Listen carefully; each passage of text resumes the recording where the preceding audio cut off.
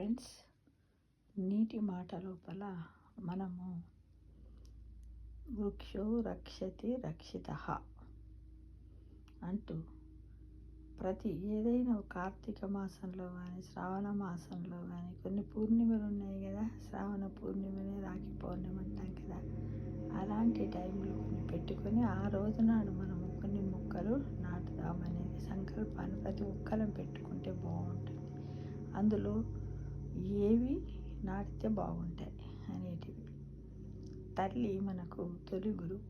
తల్లిదండ్రులు, గురువులు, సన్నిహితుల పేరున శ్రావణ పౌర్ణమి కానీ కార్తీక పౌర్ణమి నాడు కానీ మొక్కలు నాటేందుకు మనం సంకల్పం చేసుకోవాలి. పట్టుదలతో ఉండి మొక్కలు పెట్టాలి. మరి అవి ఎలాంటివి పెట్టాలి?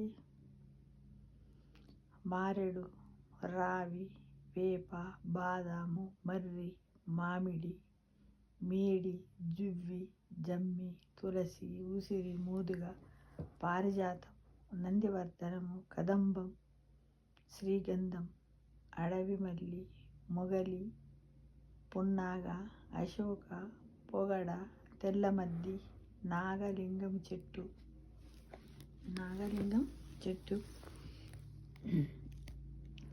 మాదిపల వంటివి ఇంకా మనకు అందుబాటులో ఉన్నటివి.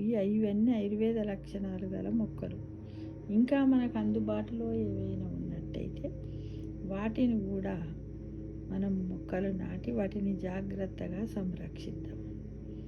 ఎందుకంటే ఇలాంటి కొన్ని మనం సందర్భాలను పెట్టుకుంటేనే మొక్కలు నాటుతామనేది ఒక దృఢ సంకల్పంగా ఉండాలి. నాటుదాం అనుకుంటుంటే రేపు అని వాయిదాల పద్ధతిలో పోతూ ఉంది. కాబట్టి ఈ విధంగా మన ఇష్టం, తల్లిదండ్రులు, మన పిల్లలు, మన మ్యారేజీలు, వాళ్ళ పుట్టినరోజు ఏదో ఒక చెట్టు పెట్టడానికి ప్రయత్నించాలి. మనమే పెట్టడం కాకుండా ఇతరులను కూడా పెట్టించే ప్రయత్నం చేయాలి ఫ్రెండ్స్. అప్పుడే మనము వృక్షో రక్షతి రక్షితః అన్నట్టుగా ఉంటుంది. ఆ వృక్షాలను మనము పెట్టినట్టయితే, పెంచినట్టయితే అవి మనల్ని రక్షిస్తాయి.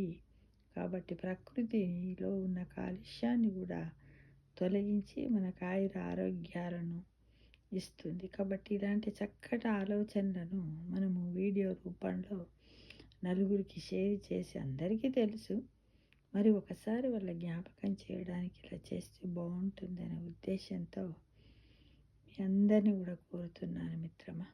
తప్పకుండా ఏదో ఒకటి మనకు అందుబాటులో ఉంది. కాకపోతే మారేడు చెట్టు పెట్టుకున్నాం అనుకోండి, మనకు కూడా బెటరే. ప్రతి సోమవారం నాడు శివుడికి సమర్పించవచ్చు. పండగప్పుడు మహాశివరాత్రి అప్పుడు. రావి చెట్టు కూడా అంతే. వేప, బాదాము, తులసి చెట్టు అందరింట్లో ఉంటుంది. ఉసిరి చెట్టు ఉంటుంది, మోదుగా ఉంటుంది, పారిజాతము, మామిడి ఇలా ఉంటున్నాయి. ప్లేస్ ఉన్న వాళ్ళైతే అన్ని చెట్లు కూడా పెట్టుకుంటే బాగుంటుంది. లేకుండా ఇందులో కొన్ని ప్రయత్నం చేసి ఒక సంకల్పం పెట్టుకొని ఈ రోజు నుండి ఈ పనిని ప్రారంభిద్దాం. రేపటికి వాయిదా వేయద్దు. రేపటి పని ఈరోజు మనము కార్యసిద్ధిలో పాల్గొందామా మిత్రం?